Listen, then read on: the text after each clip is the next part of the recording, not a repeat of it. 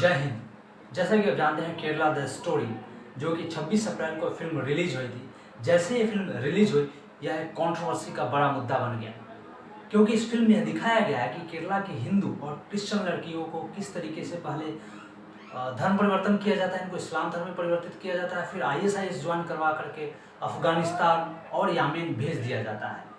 लेकिन फिल्म में जिस बात को लेकर के सबसे बड़ी कंट्रोवर्सी है वो है इस पार्ट में लड़की को एक खतरनाक टेररिस्ट बनाने का सबसे डेंजरस खेल चल रहा है केरला में, और वो भी खुलेआम।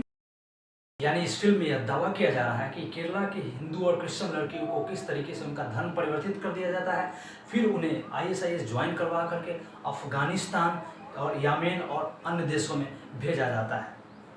अर्थात ओवरऑल इस फिल्म के द्वारा यह दावा किया जा रहा है कि किस तरीके से केरला की लड़कियों को, हिंदू और क्रिश्चियन लड़कियों को पहले धोखेधड़ी से उन्हें प्यार में फंसा करके उनका धर्म परिवर्तन कर उन्हें ISIS ज्वाइन करवा करके और बाद में उन्हें अफगानिस्तान, यमन और अन्य देशों में भेज दिया जाता है। तो आखिर इस फिल्म में है कितनी सच्चाई या है कोई ये प्रोपोगेंडा, इस चीज़ को जानने के लिए बने रहिए इस वीडियो को एंड तक। यदि बात करें, केरला एक ऐसा स्टेट है जहाँ पे वहाँ की सरकार द्वारा धर्म परिवर्तन पे किसी तरीके का बैन नहीं है, अर्थात कोई भी व्यक्ति अपने धर्म को परिवर्तित कर दूसरे धर्म को अपना सकता है। लेकिन यह भी बात किसी से छुपी नहीं है कि वहाँ सालों से ऐसे कितने सारे केसेस आए जिसमें जबरदस्ती जबरन लोगों का धर्म परिवर्तन किया गया। अराउंड 5 मंथ्स बैक इस फिल्म का टीजर रिलीज हुआ था, तभी से कंट्रोवर्सी में आ गया और केरला के बहुत सारे बड़े पॉलिटिशियंस ने यहाँ तक कि इस फिल्म के ऊपर बैन लगाने की भी बात कही। यहाँ तक कि केरला के पुलिस कमिश्नर ने इसके खिलाफ FIR भी दर्ज करने के ऑर्डर्स दे दिए। यदि बात करें इस फिल्म केरला द स्टोरी की, तो इसके डायरेक्टर सुदीप तोसन है तथा प्रोड्यूसर्स इनके विपुल अमुख हैं। इस फिल्म में जो सबसे लीडिंग रोल प्ले कर रही है वो है अदा शर्मा। अदा शर्मा इसमें हिंदू धर्म से ताल्लुकात रखते हैं जिनका नाम शालिनी है। बाद में शालिनी एक हिंदू लड़की है जो इस्लाम धर्म में परिवर्तित हो जाती है और बाद में इन्हें ISIS ज्वाइन करवा दिया जाता है और फिर इन्हें अफगानिस्तान भेज दिया जाता है। जब ये अफगानिस्तान के जेल में बंद होती है तब इनसे पूछा जाता है इन्वेस्टिगेशन के दौरान कि इन्होंने ISIS क्यों ज्वाइन किया और कैसे ज्वाइन किया। तो इसके दौरान ये सारी घटनाओं का विवरण देती हैं जो कि एक सत्य घटनाएं से ताल्लुकात रखती है। इन्वेस्टिगेशन के दौरान ये बताते हैं कि इस तरीके की केरला की इन लड़कियों को पहले बरगलाया जाता है, फिर इन्हें लव जिहाद में फंसा करके इनको धर्म को परिवर्तित कर दिया जाता है और इन्हें फिर ISIS ज्वाइन करवाया जाता है। नेशनल इन्वेस्टिगेशन एजेंसी के 2016 की रिपोर्ट के अनुसार यह बताया गया है कि किस तरीके से 2016 में 21 लोगों ने, केरला के 21 लोग का एक ग्रुप जो कि ISIS ज्वाइन करने के लिए सबसे पहले ईरान गया, फिर वहाँ से ईरान के रास्ते अफगानिस्तान में दाखिल लिए और फिर उन्होंने ISIS को ज्वाइन किया। बाद में उनमें से काफ़ी सारे अफगानिस्तान के जेल में बंद है।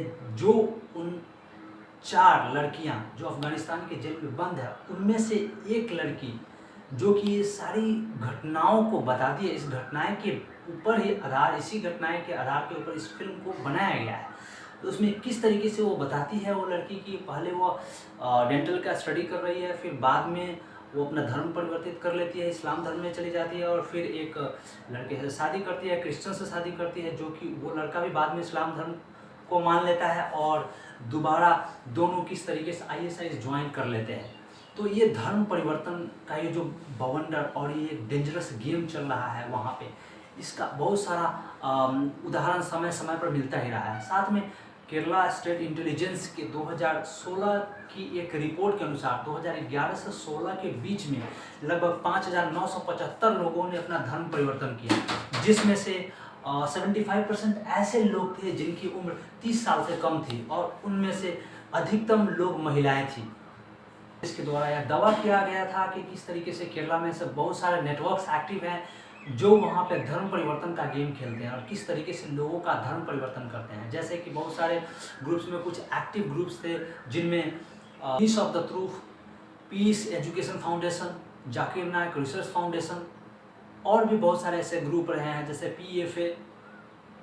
2017 में हुए केस के अनुसार सत्य सारणी जो एक ट्रस्ट था, इसके द्वारा बताया गया था कि किस तरीके से जबरन लोगों का धर्म परिवर्तन किया जाता है। और इसके जो लीडर थी, एक लेडी लीडर थी, जिन्होंने यह कबूल किया था कि किस तरीके से उनका दावा था कि पिछले 10 साल के अंदर उन्होंने लगभग 5000 से ज़्यादा लोगों का धर्म परिवर्तन करवाया। हालांकि बाद में इंडियन गवर्नमेंट्स के द्वारा और वहाँ की सरकार के द्वारा इन सारे ग्रुप्स के ऊपर, इन सारे ट्रस्ट के ऊपर, फाउंडेशंस के ऊपर बैन लगा दिया गया और इन सारी संस्थाओं को बंद कर दिया गया। लेकिन सबसे बड़ा सवाल ये, क्या वास्तव में ये ग्रुप और फाउंडेशन और रिसर्च सेंटर्स को बंद करने से ये जो रिलीजन कन्वर्जन का गेम जो चल रहा है, डेंजरस गेम चल रहा है केरला में, क्या वास्तव में ये बंद हो चुका है, या अभी भी something is fishy there and happening behind the wall that cannot be seen by the people, जो लोग नहीं देख पा रहे हैं? क्या ऐसी घटनाएं अभी भी वहाँ पे घट रही है? इसमें आखिर है कितनी सच्चाई? और इस फिल्म में जो दिखाया गया है जो वास्तविक घटना के ऊपर, क्या इस फिल्म में सच्चाई कितनी है या कोई प्रोपोगेंडा फैलाया जा रहा है? आपकी क्या राय है? देखिए इस फिल्म के ट्रेलर को और आप अपनी राय इस कमेंट बॉक्स में दें। तब तक के लिए मैं दोबारा मिलूंगा इस तरीके के न्यूज़ अपडेट्स के साथ। स्टॉप। मेरी तरफ से एक पॉइंट, मैं अपनी तरफ से पर्सनली एक पॉइंट कहना चाहता हूँ। यदि इस तरीके की कोई घटनाएं घट रही है केरला और किसी भी राज्य में, भारत के किसी भी राज्य में इस तरीके की घटनाएं हो रही है, तो फर्स्ट ऑफ ऑल हमारा, आपका और सभी का यह एक रिस्पॉन्सिबिलिटी, एक देश का सिटीजन होने के नाते एक कर्तव्य बनता है कि इस तरीके की गतिविधियों को रोकें। इस तरीके की गतिविधियों के बारे में अगर कुछ इन्फॉर्मेशन मिलता है तो वहाँ के नज़दीकी पुलिस को इन्फॉर्म करें, आर्मी को इन्फॉर्म करें या CAPF को इन्फॉर्म करें और अपने समाज में इस तरीके की गतिविधियों को रोकने का प्रयास करें।